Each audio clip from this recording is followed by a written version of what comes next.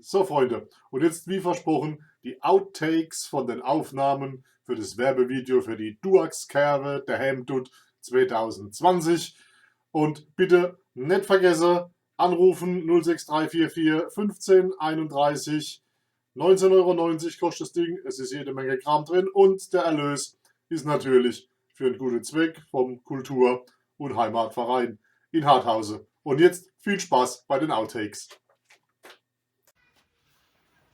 Wo geht's denn da zum Bahnhof? Da.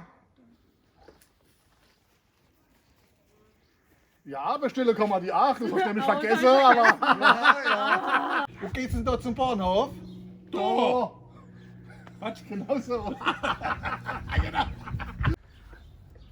Und nun folgt Werbung für die Duax der Helmtut 2000. Kerbe der Helmtut? Nee, nicht die, das. Ich hab noch eine gekriegt, Schatz! Ich hab noch eine gekriegt! Super! Wo geht's denn da zum Bahnhof? Da. Ja. Und jetzt Dann wollt- hole ich mir die 8. aber dann wird's ja wohl höchste Zeit. Schatz, Schatz, ich hab noch eine gekriegt! Für eine Tüte. Was für ein Ding? Was für ein Ding? Die Duax-Kerbe der Helmtut 2020, egal. Ach, so ein komisches Ding da. Jo. Was ist denn noch? Of course, wollte ich sagen. Gleich. Ah, da ist ein Haufen gute Zeug drin. Das war scheiße. Nochmal von vorne. Und nun folgt Werbung für die Duax Kerbe. Wart. Wo geht's denn da zum Bahnhof?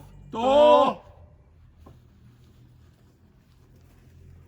Jo. Jo. Jetzt guckst du aber, dass du auch nicht kriegst. Jetzt- Du als jetzt- Kerbe der Helmtut. jetzt- ja, guck mal, Da hängst du die Eisenbahn. Ich Ruf guck mal, gleich an. ich guck mal. Alles Ne? klar. Alles klar, macht ja, Jo. macht gut. Wo geht's denn da zum Bahnhof? Da. Da muss ich ein bisschen weiter runter dann. Ich hab noch eine gekriegt, Schatz. Ich hab noch eine gekriegt. Super!